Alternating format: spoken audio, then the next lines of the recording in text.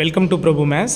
இடைநிலை ஆசிரியர்களுக்கான இந்த நியமன தேர்வுங்கிறது நமக்கு அஃபிஷியலாக அனௌன்ஸ்மெண்ட் பண்ணிட்டாங்கிறது தெரியும். இதில் ஒரு சின்ன பிரச்சனை மறுபடியும் ஆரம்பிச்சிருக்கு. என்ன அப்படின்னு பார்த்தீங்கன்னா, ஸோ அவங்க டேட் ஆஃப் நோட்டிஃபிகேஷனில் சொல்லியிருந்தது ஆன்லைனில் நீங்கள் பிப்ரவரி 14 அப்ளை பண்ணலான்னு சொல்லியிருந்தாங்க.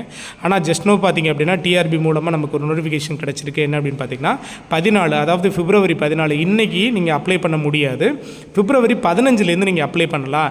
சில தொழில்நுட்ப காரணங்கள்னால பிப்ரவரி 15 நீங்கள் இந்த எக்ஸாமுக்கு அப்ளை பண்ணலாம் அப்படிங்கிற நோட்டிஃபிகேஷனை கொடுத்துருக்குறாங்க. இதுக்கடையில் பார்த்தீங்கன்னா டெட்டு பேப்பர் 1 பாஸ் பண்ணியிருக்கிற பிஎட் கேண்டிடேட்டும் இன்ஜினியரிங் கேண்டிடேட்டுங்கிறதும் நிறைய கோரிக்கைகள் வந்து எழுந்திருக்கு. அது சம்மந்தமாக இப்போ நிறைய பேர் பேசுகிறாங்க. பத்திரிகை செய்திகளும் கூட கண்டினியூஸாக வர ஆரம்பிச்சிருக்கு. ஸோ அதுக்கான வாய்ப்புகள் என்னென்ன இருக்குது அப்படிங்கிறத பற்றி முழுமையாக இந்த வீடியோவில் பேச போகிறோம். நம்ம சேனலுக்கு நியூவாக வரீங்கன்னா மறக்காம சேனலை சப்ஸ்கிரைப் பண்ணி வச்சுக்கோங்க. உங்களோட லவ் அண்ட் சப்போர்ட் நம்மளோட சேனலுக்கு ரொம்ப ரொம்ப இம்பார்ட்டன்ட்.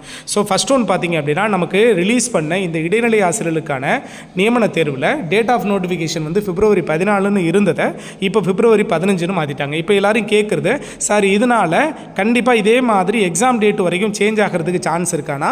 அவங்க நோட்டிஃபிகேஷன்லேயே கிளியராக நமக்கு ஒரு விஷயத்தை மென்ஷன் பண்ணிட்டாங்க. நாங்கள் மற்ற டேட்லாம் கூட பர்ஃபெக்டாக சொல்லிவிட்டு எக்ஸாம் டேட்டை மட்டும் அவங்க டென்டேட்டிவ்னு தான் கிளியராகவே கொடுத்துருக்குறாங்க. சரிங்களா? ஜூன் மாதம் 23 நமக்கு எக்ஸாம் இருக்கும்னு சொல்லியிருக்கிறாங்க. ஆனால் அதுவுமே டென்டேட்டிவ்னு சொல்லியிருக்கிறாங்க. சார் டென்டேட்டிவ்னா இன்கேஸ் முன்னாடி வரதுக்கான சான்சஸ் இருக்கானா? முன்னாடி வரதுக்கான சான்சஸ் ரொம்ப ரொம்ப ரேர். பின்னாடி தள்ளி போகிறதுக்கான வாய்ப்புகள் இருக்குது. அதுவும் பின்னாடி தள்ளி போச்சுன்னா அதிகபட்சம் 2 வாரம் வரைக்கும் தள்ளி போகிறதுக்கான வாய்ப்புகள் இருக்குது.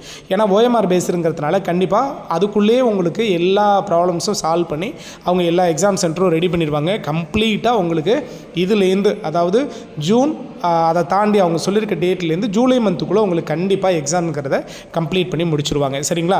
2018 ஜூன் 18 நமக்கு பார்த்திங்க அப்படின்னா என்சிடிங்கிறது நமக்கு இருக்கிற தேசிய ஆசிரியர் கல்வி கவுன்சில் இது பார்த்திங்க அப்படின்னா நமக்கு ஒரு அனௌன்ஸ்மெண்ட் கொடுத்தாங்க. என்ன அப்படின்னா தொடக்கப்பள்ளி, அதாவது வகுப்பு 1 முதல் 5ஆம் வகுப்பு வரை இருக்க கற்பிக்கக்கூடிய ஆசிரியர்கள் பார்த்திங்கன்னா இடைநிலை ஆசிரியர்கள். இந்த இடைநிலை ஆசிரியர்களுக்கு கல்வி தகுதியாக பார்த்திங்கன்னா நமக்கு டிடிஎட் தான் இருந்தது. இவங்களுக்கு பிஎடையும் நீங்கள் கல்வி தகுதியாக எடுத்துக்கலாம். ஏன்னா நிறைய கல்வி நிறுவனங்கள் வந்து இந்த டிடிஎட் நடத்திட்டு இருந்த கல்வி நிறுவனங்கள் வந்து மூடப்பட்டதுனால இனிமேல் நமக்கு எலிஜிபிளான கேண்டிடேட்ஸ் கிடைக்கிறதுக்கான சான்சஸ் கிடையாதுன்றது. ஸோ இவங்க பிஎட் படித்த கேண்டிடேட்டையும் நம்ம இதுக்கு எடுத்துக்கலான்னு ஒரு முடிவுக்கு வராங்க 2018 ஜூன் 18 ஸோ இதை பார்த்தீங்க அப்படின்னா இப்போ நமக்கு ஆகஸ்ட் 11 2023 கல்வியாண்டு ஆகஸ்ட் 11 நமக்கு உச்சநீதிமன்றம் இதுக்கு தடை கொடுத்துட்டாங்க.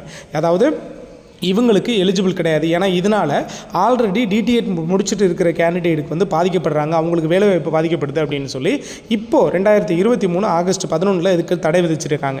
இப்போ என்ன பிரச்சனை ஆயிடுச்சுன்னா இந்த 2023 அதாவது முன்ன போன டெட் வரைக்கும் இப்போ இன்ஜினியரிங் முடித்தவங்களும் பேப்பர் 1 அட்டன் பண்ணாங்க, பிஎட் முடித்தவங்களும் பேப்பர் 1 அட்டன் பண்ணி நிறைய பேர் நல்ல ஸ்கோர் எடுத்து பாஸ் பண்ணிவிட்டு வேலைக்காக வெயிட் பண்ணிட்டு இருக்காங்க.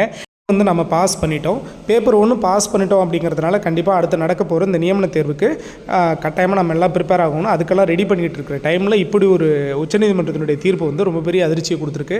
அதனால் அவங்களோட நிலைமைங்கிறது ஒரு பெரிய கொஷின் மார்க்காக இருக்குது. ஸோ இவங்களையும், அதாவது 2013 ஆகஸ்ட் 11 தானே இந்த ஜட்ஜ்மெண்ட் வந்தது, இதுக்கு முன்னாடி பாஸ் பண்ணவங்களுக்காவது நீங்கள் லிபரல் பண்ணணும். கண்டிப்பாக வந்து இந்த விதிகளை தளர்த்தி அவங்க பாஸ் பண்ணிட்டு வெயிட் பண்ணுறாங்க. கவர்மெண்ட் சொன்னதுனால தானே நாங்கள் இந்த எக்ஸாம் அட்டன் பண்ணோம். ஏன்னா இப்போ அவங்களுடைய கோரிக்கைகள் ரொம்ப ரொம்ப நியாயமானதாக இருக்குது. என்ன அப்படின்னு பார்த்தீங்கன்னா இதை நாங்களாக வந்து எழுதலை, கவர்மெண்ட் வந்து இதுக்கு ஓகே, இதுக்கு வந்து நீங்கள் எலிஜிபிள்னு சொன்னதுனால தான் பிஎட் முடித்தவங்களும் பேப்பர் 1 எழுதுனாங்க, இன்ஜினியரிங் முடித்தவங்களும் பேப்பர் 1 எழுதி பாஸ் பண்ணிட்டு வெயிட் பண்ணுறோம். இப்போ நீங்களே அதுக்கு இல்லைன்னு சொல்கிறப்போ இது யாரோட தவறு அப்படிங்கிற ஒரு கொஷின் மார்க் வருது. ஸோ எங்களுக்கெல்லாம் நீங்கள், அதாவது இதுக்கு மேலே நாங்கள் வந்து யாரும் பிஎட் முடித்தவங்க பேப்பர் 1 எழுத முடியாதுங்கிறது கிளியராக தெரியுது.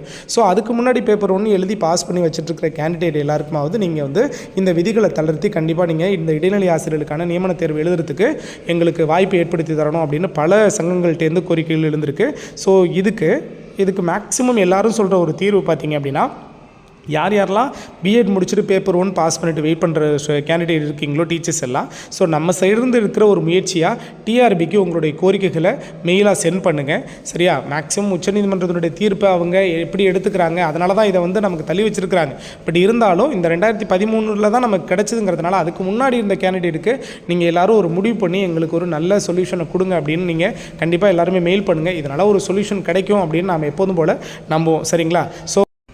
ஸோ அடுத்து பார்த்தீங்க அப்படின்னா சார், நோட்டிஃபிகேஷனில் வந்திருக்கிறது 1768 வேகன்சிஸஸ் காமிச்சிருக்கிறாங்க. கண்டிப்பாக ஏன்னா 1500க்கு தான் பர்மிஷன் வாங்கணும் அப்படின்னு சொல்லி நமக்கு ஒரு ப்ரெஸ் ரிலீஸ் ஒன்று ரிலீஸ் பண்ணாங்க. இதுக்கு இடையில் பார்த்திங்கன்னா ஒரு 268 போஸ்டிங் இன்னும் அதிகப்படுத்தியிருக்கிறாங்க. இப்போ இதே மாதிரி எக்ஸாம் நடந்து முடிஞ்சு நமக்கு ரிசல்ட் வந்து போஸ்டிங் வந்து போடுற டைமில் வேகன்சிஸ் வந்து அதிகமாகுமா சார் அப்படின்னு நிறைய பேர் கேட்டிருந்தீங்க. கட்டாயமாக அதுக்கான சான்சஸ் இருக்குது. ஏன்னா அவங்க சொல்லியிருக்கிறது டென்டேட்டிவ் 1768 வேகன்சிஸும் டென்டேட்டிவ்னு சொல்லியிருக்கிறாங்க. குறைக்க மாட்டாங்க, கண்டிப்பாக அதிகப்படுத்துவாங்க. ஏன்னா நியர்பை பார்த்திங்கன்னா ஒரு 7000 வேகன்சி கிட்ட ஓவரால் நமக்கு தமிழ்நாட்டில் இருக்குது. 7000லேருந்து 8000 வேகன்சி கிட்ட இருக்குது. ஆனால் கவர்மெண்ட் அப்ரூவ் பண்ணியிருக்கிறது 1768 தான் இப்போ போடுறதுக்கு அப்ரூவ் பண்ணியிருக்காங்க ஆஸ் பர் நோட்டிஃபிகேஷனில். கண்டிப்பாக இது 2000 பேர் வரைக்கும் போடுறதுக்கான சான்சஸ் இருக்குது அப்படின்னு தான் நாம் விசாரிக்கிற வரைக்கும் நமக்கு கிடைச்சிருக்கிற கல்வியாளர்கிட்டேருந்து கிடைக்கிற தகவல்களாக இருக்குது. ஸோ அதுக்கு மேலேயும் நமக்கு இந்த நேரத்தில் ஃபில் பண்ணால் தான் ஸ்கூல்ஸை ரன் பண்ண முடியும் அப்படிங்கிற சிச்சுவேஷன் இருந்ததுன்னா கண்டிப்பாக அவங்க இன்க்ரீஸ் பண்ணி கொடுப்பாங்க. ஸோ இதுலேருந்து இன்னும் ஒரு 500 வேகன்சிஸ் இன்க்ரீஸ் ஆகணும் அப்படிங்கிறது எல்லா தேர்வுகளுடைய எதிர்பார்ப்பாக இருக்குது. கட்டாயமாக இன்க்ரீஸ் ஆகுன்ற நம்பிக்கையோடு நம்ம அடுத்தடுத்த வீடியோஸில் நம்ம சந்திப்போம். நம்ம சேனலை மறக்காமல் சப்ஸ்கிரைப் பண்ணி வச்சுக்கோங்க. உங்களோட லவ் அண்ட் சப்போர்ட் நம்மளோட சேனலுக்கு ரொம்ப ரொம்ப இம்பார்ட்டன்ட். தேங்க்யூ.